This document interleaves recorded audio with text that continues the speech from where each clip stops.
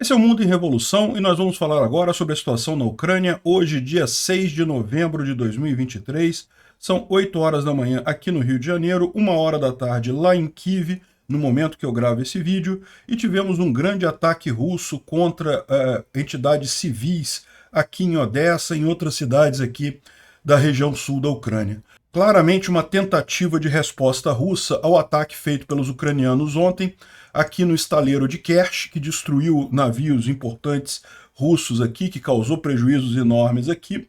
Então, os russos, como é tradicional, quando você tem um alvo militar atingido, que você causa prejuízos militares, eles respondem atacando coisas civis, né? Atacaram o museu de Odessa, atacaram o centro da cidade, só coisa civil, nada militar, só terrorismo puro, né?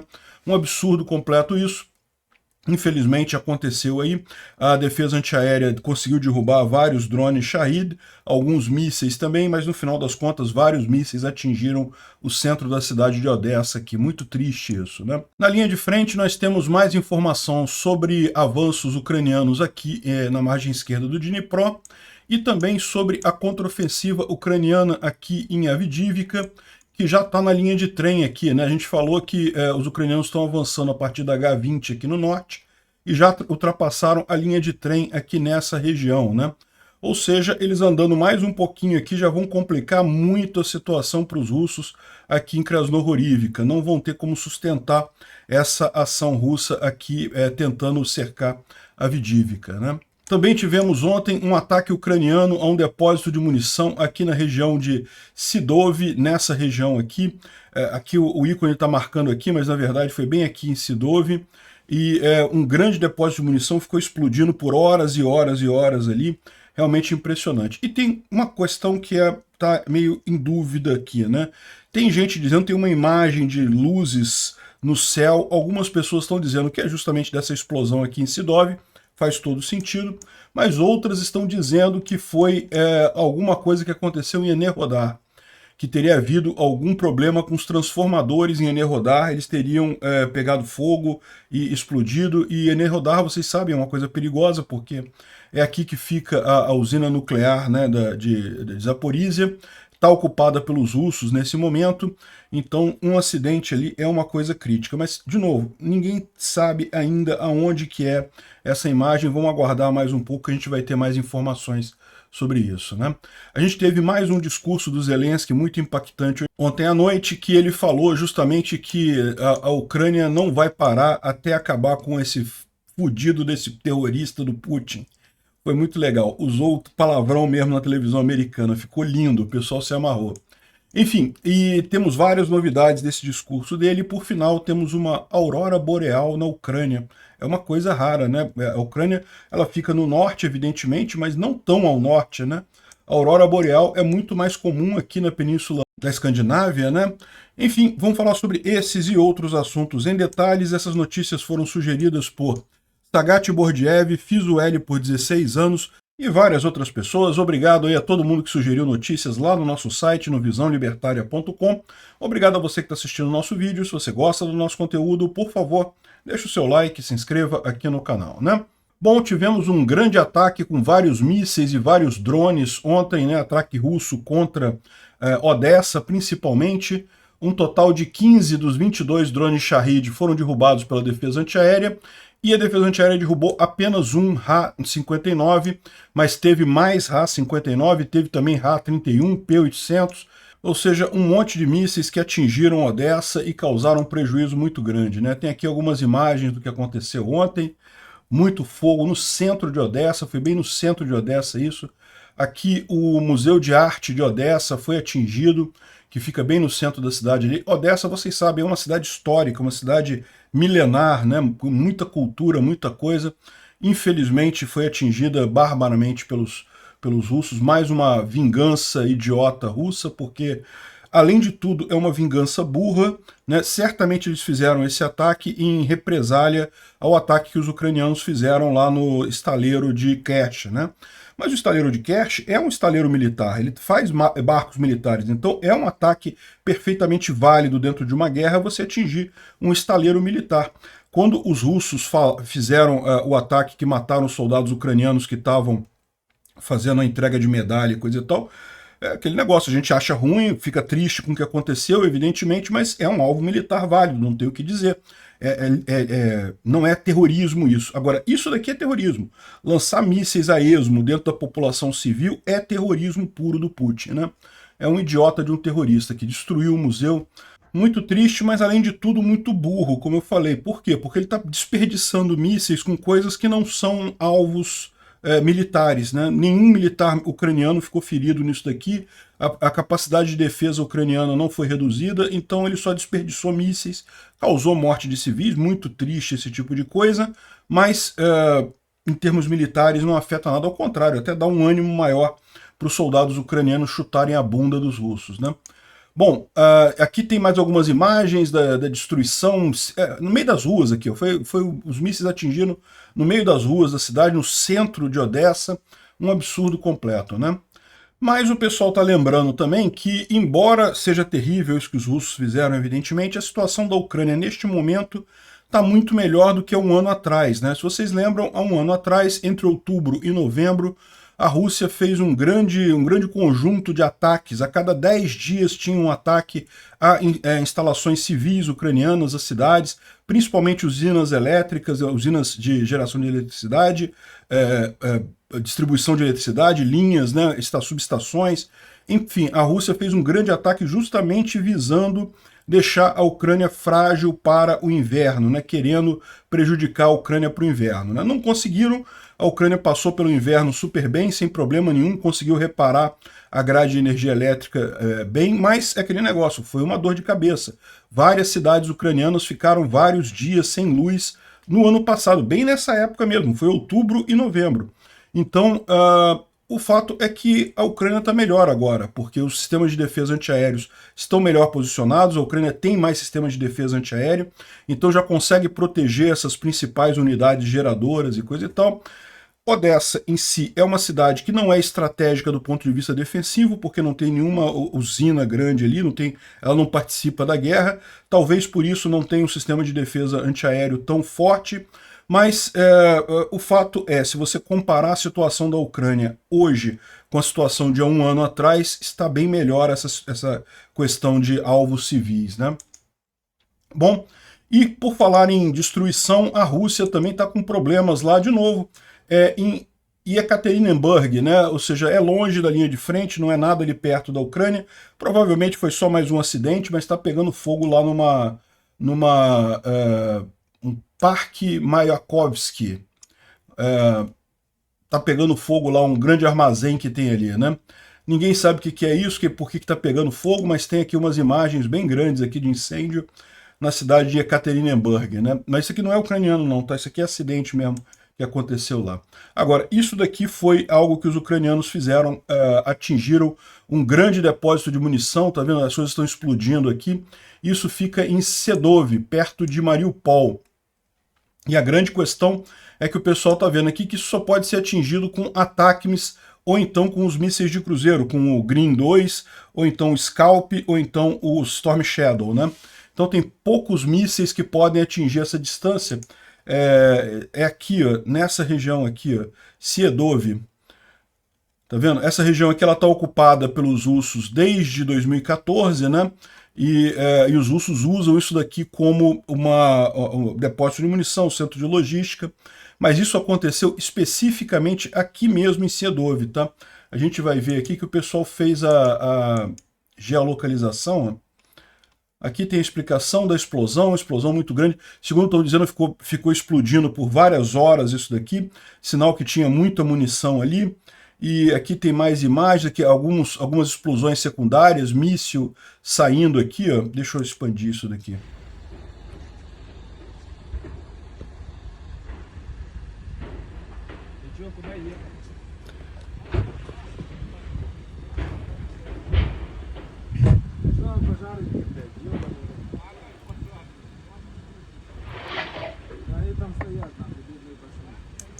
Ou seja, dá para ver um monte de explosão secundária ali, um monte de outros mísseis saindo, sinal que foi um grande depósito de munição mesmo, né?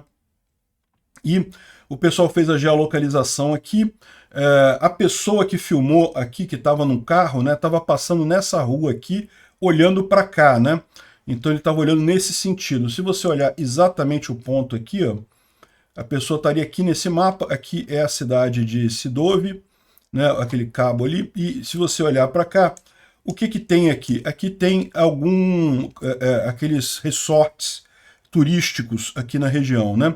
Essa região aqui, como eu falei para vocês, é sempre muito turística, o pessoal viaja muito para cá, tem vários desses resorts, hotéisinhos para o pessoal passar veraneio e coisa e tal, e os russos têm usado muito esses hotéis para fazer de quartel-general, de alojamento para tropa, esse tipo de coisa, né? Tem dois aqui, ó. Tem esse daqui e tem esse outro aqui maior um pouco. Não dá para saber qual dos dois, porque pode ser qualquer um deles na direção que a pessoa está olhando aqui, né?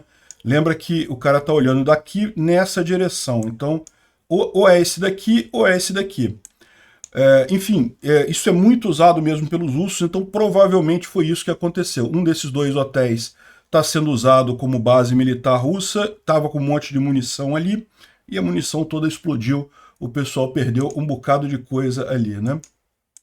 Bom, os russos estão dizendo que não. Os russos estão dizendo aqui ó, que não foi uma chegada, não foi um míssil, não foi nada. Foi apenas um fio desencapado que fez um curto-circuito e começou o furo. Foi o Dmitry. O Dmitry estava fumando lá junto com o Vladimir e aí deixaram cair o cigarro e aí explodiu algumas coisas, né? Tinha um pequeno suprimento de munição ali, né? 10 ATGMs e mais algumas coisas aqui. Ou seja, é lógico que é mentira isso daqui, né? A gente viu que ficou explodindo durante horas e horas o negócio ali, várias explosões secundárias.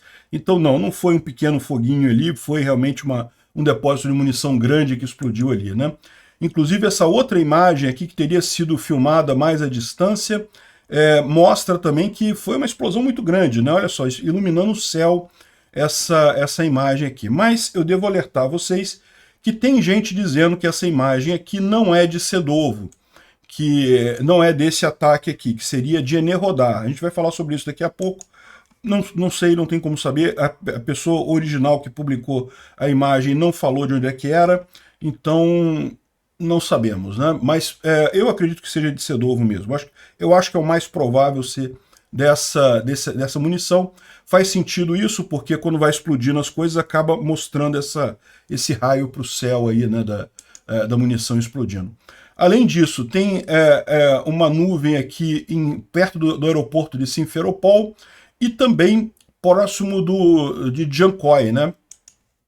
Então, Simferopol é aqui, ó, essa cidade aqui na Crimeia ocupada.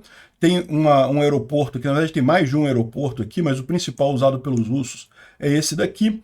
E, além disso, você tem aqui em Jankoy, que é uma outra cidade que é muito usada como base pelos russos. Vocês podem ver aqui que é um grande entroncamento, né? São várias ferrovias e várias rodovias passando aqui por Jankoy. Os ucranianos volta e meia explodem coisas aqui também.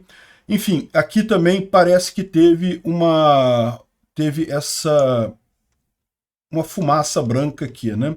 A gente não sabe se foi alguma coisa que foi atingida ali, mas tem que lembrar que pode ser também apenas susto dos russos, né? Pode ser só a cortina de fumaça. Os russos, quando ficam assustadinhos, eles mijam nas calças e depois botam a cortina de fumaça para tentar esconder o aeroporto de míssil guiado por GPS. Besteira danada, mas enfim, isso aqui pode não ter sido nada atingido, pode ser só a cortina de fumaça deles aqui, mas de qualquer forma, se teve cortina de fumaça é porque havia ameaça, né? Bom, e como traduz aqui o Ukraine Frontlines, essa semana foi uma semana brutal para os russos.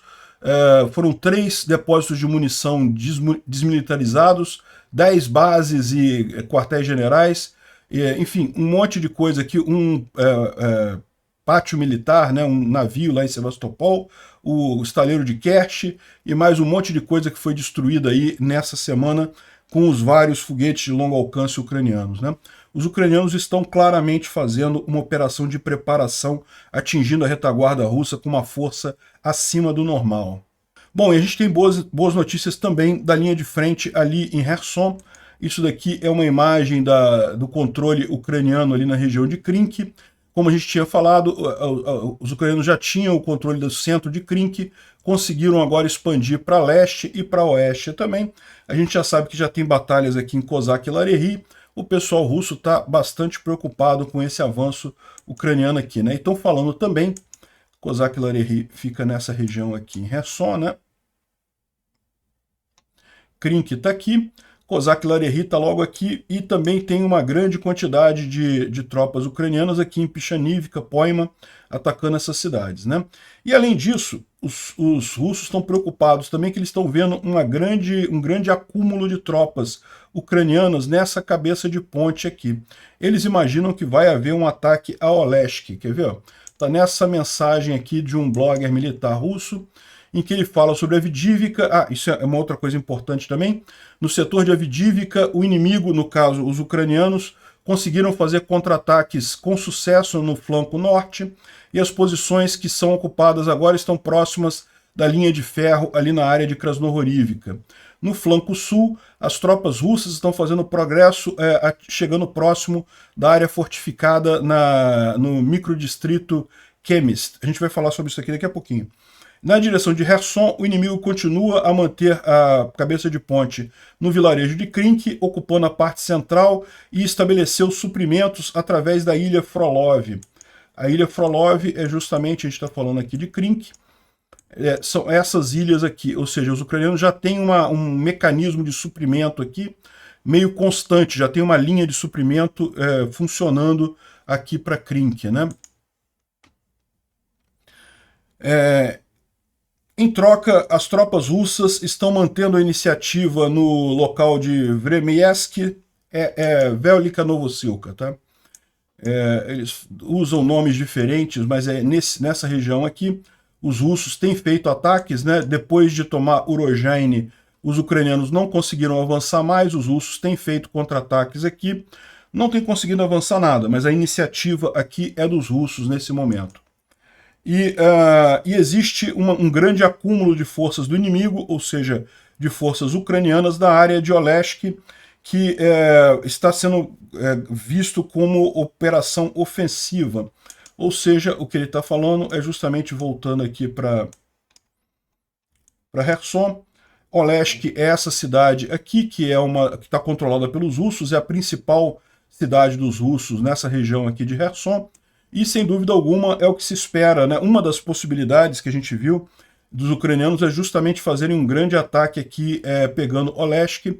Existem outras possibilidades, pode ser que os ucranianos visem interromper as M14 e M17 aqui, essas duas estradas aqui, eles já estão aqui pertinho, podem conseguir interromper isso daqui, e também atacar Rola Pristan, mas enfim, segundo ele está dizendo ali, tem um grande acúmulo de tropas ucranianas nessa região, estão com medo de um avanço, né?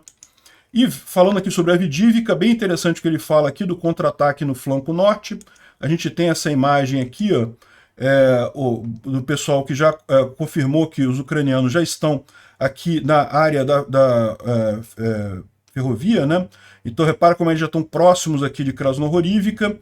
A minha visão é que eles estariam avançando aqui por essa estrada aqui, a N20 ou H20, né?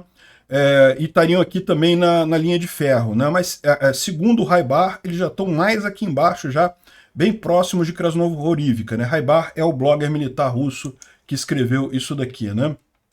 Então, é bem preocupante. Ele fala aqui também sobre a área no distrito Chemist, no sul, né? Eu confesso para vocês que eu não consegui encontrar aqui aonde que seria, mas pelas informações que a gente tem dos ucranianos, pode ser ou esse ataque aqui no sul da cidade, que não avançou nada na verdade, ou então esse ataque aqui a Siverny, né? Que seria um outro avanço possível dos russos aqui, mas não tem nada que tenha ameaçado de fato a linha defensiva ucraniana aqui, né? Repara que se você comparar esse mapa aqui do Raibar com o mapa que está aqui, essa área toda aqui já teria sido retomada pelos ucranianos, né? Uma área bem grande mesmo, que os ucranianos teriam conseguido retomar, eles já estariam aqui na linha férrea, e realmente a situação aqui dos russos pode se complicar bastante. Se os ucranianos continuarem avançando por aqui, vai ficar totalmente impossível abastecer essas tropas aqui em Krasnohorivka, né? E os russos continuam tentando avançar para cá. Não conseguem, mas estão tentando. O resultado disso, mais 880 russos mortos. A gente não ouviu mais nenhuma informação lá de Vuhledar, então imagino que Vuledar, os russos sossegaram um pouco. A maior parte dessas mortes aqui deve ter sido justamente aqui em Avdiivka mesmo, né? Bom, e aí que tá, olha só, aquela imagem que apareceu lá atrás é a mesma imagem daqui, ó. Tá vendo? É a mesma imagem, não tenha dúvida, é a mesma coisa.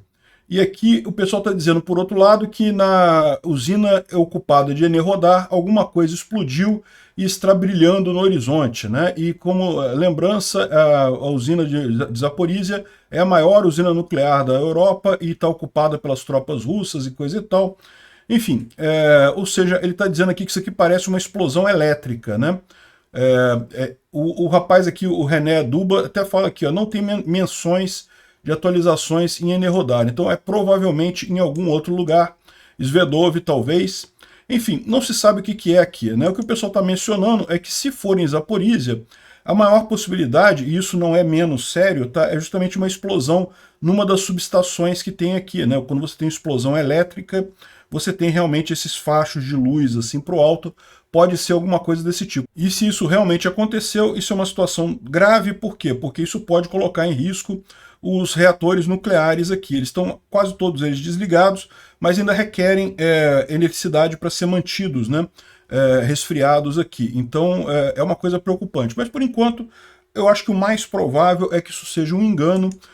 O mais provável é que seja de Svedov mesmo, seja aquela outra explosão que a gente estava vendo, né? O Instituto para o Estudo da Guerra fala principalmente aqui sobre o ataque ao estaleiro lá em Kerch, que destruiu o navio lá, que a gente já falou sobre isso ontem, né? O navio da classe Karakurt. Então a gente já falou sobre isso no vídeo de ontem, não há necessidade de a gente entrar nisso em mais detalhes. Agora ele menciona aqui que as forças ucranianas intensificaram ataques na retaguarda russa, tanto no sul da Ucrânia quanto na Crimeia, nesse dia de novembro, é o que a gente viu mesmo, um monte de ataques na retaguarda russa. Isso é sinal de preparação para alguma coisa, né? Preparação para alguma coisa que vai acontecer agora, acho pouco provável. Agora a gente já está na época da lama lá na Ucrânia, não vale a pena começar ofensiva agora, porque você corre o risco de ficar atolado na lama. Mas pode ser um início de uma preparação para alguma ação durante o inverno, isso sim é uma possibilidade, né? E ele fala aqui também sobre a entrevista do Zelensky, que a gente vai falar daqui a pouquinho. Então vamos seguir aqui para frente, né? Bom, antes disso, algumas pessoas estão falando sobre a contraofensiva ucraniana que está sendo vendida como se fosse uma falha, e na verdade não é bem isso, né? Houve uma série de ganhos dessa ofensiva ucraniana. Como fatores de sucesso na contraofensiva ucraniana, muitos russos foram mortos nessa contraofensiva, tentando segurar os ucranianos. Muitos equipamentos russos também. Os ucranianos destruíram a frota do Mar Negro russa, não destruíram totalmente, mas afugentaram a maior parte dela. Também conseguimos defesas antiaéreas muito melhores, né? Parece que tá vendo aí, esse parece ser o foco do Zelensky agora, defesa antiaérea. E também conseguimos melhorar a capacidade de mísseis de longo alcance, com Storm Shadow, ATACMS, Scalps e coisa e tal. O que teve de falha na visão do Samuel Ramani aqui, que é um especialista em guerra lá de Oxford, na Inglaterra, né? Ganho territorial. A Ucrânia certamente esperava chegar até Melitopol, não conseguiu chegar, então isso é certamente algo que deu errado na contraofensiva, né? A guerra dos drones também. A Ucrânia ela tem conseguido fazer muitos ataques com drones, mas também tem sofrido muitos ataques com drones, né? Outra coisa foi a dificuldade de interromper as linhas de produção russas. Ainda continuam entrando semicondutores lá na Rússia. Recentemente os Estados Unidos fizeram uma grande operação para identificar pessoas que estariam burlando as sanções. Espera-se que à medida que o tempo vai passando, isso vai melhorar, né? E ele fala que também teve alguns outros pontos aqui que ficaram meio a meio, que talvez pode ser uma vitória, uma derrota e coisa e tal. Ou seja, embora o que ele coloca aqui é que no final das contas a contraofensiva ucraniana não foi o sucesso que se esperava, mas foi um sucesso sim, conseguiu atingir vários objetivos, né? O Howard Buffett fez um discurso ontem também lá falando sobre a situação na Ucrânia, e o que ele disse lá na televisão americana é justamente que, olha, nós estamos exigindo que os ucranianos lutem uma guerra que nós não lutaríamos nós mesmos desse jeito, né? Ou seja, o que ele está criticando aqui é justamente a dificuldade do americano, dos Estados Unidos, de mandar equipamento para a Ucrânia. Deviam mandar mais equipamentos mais rápidos, né? E o Igor Chusko complementa aqui dizendo que isso não é um problema partidário, tanto republicanos quanto democratas, em sua ampla maioria, apoiam o envio de ajuda militar para a Ucrânia, tirando alguns grupos radicais dos dois lados. Tem democratas radicais também que são contrários ao envio de munição. A questão é a Casa Branca, que é o gargalo, né? E eu já falei para vocês qual é o problema aqui. O problema é que o Biden quer que a guerra dure até o ano que vem, porque ele acha que isso vai favorecer ele na eleição americana, né? E ele deve estar muito preocupado com isso mesmo, porque saiu uma pesquisa recente lá nos Estados Unidos que o Trump está na frente em em 5 dos 6 estados que são estados swing states, né? Estados que podem mudar entre democrata e republicano. Vocês sabem, lá nos Estados Unidos, cada estado manda os delegados, então você disputa os estados e não os eleitores propriamente ditos. Como resultado disso, tem alguns estados que tendem muito para os democratas, então não vai mudar, vai ser democrata, Califórnia, Nova York. Os republicanos nem tentam virar esses estados porque não tem como virar. Por outro lado, tem outros estados que são muito fortemente republicanos também. Os democratas nem tentam virar porque sabem que não vão virar. E aí a atenção fica toda naqueles estados que estão no meio termo, que podem virar, né? E dos 6, o Trump está ganhando com bastante folga em 5 deles.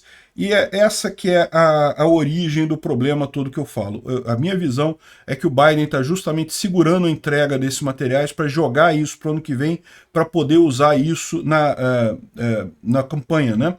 Ele sabe que a maior parte do público americano apoia a Ucrânia, e daí ele vai poder dizer, vocês vão eleger o Trump pode cortar o apoio para a Ucrânia, né? Então é cruel, mas eu não duvido nada que tenha esse cálculo eleitoral ali, né?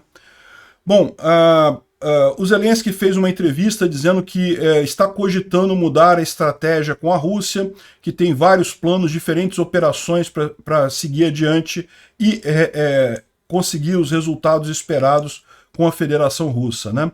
Eu acho que é realmente uma coisa positiva isso, porque uma coisa que certamente contribuiu para o problema nessa contraofensiva ucraniana agora durante o outono foi justamente o fato de que todo mundo sabia onde ela aconteceria, né? Tava todo mundo sabendo que seria ali em Zaporizhia, e isso permitiu que os russos se preparassem ali, fizessem uma defesa muito forte na região. Talvez um plano mais diferente, menos telegrafado para todo mundo, seja algo mais adequado, né? E ele também deu uma entrevista para uma televisão americana ontem, na NBC News, e em determinado momento falou que a Ucrânia não está pronta para abrir mão da sua liberdade para aquele terrorista fudido do Putin. É isso. Nós vamos continuar lutando. O pessoal adorou essa frase dele. É realmente excelente isso, né? Bom, o Zelensky também convidou o Trump para visitar a Ucrânia, né? Eu já falei para vocês, eu acho muito pouco provável que o Trump, mesmo que ele ganhe, que ele efetivamente corte o apoio à Ucrânia, né?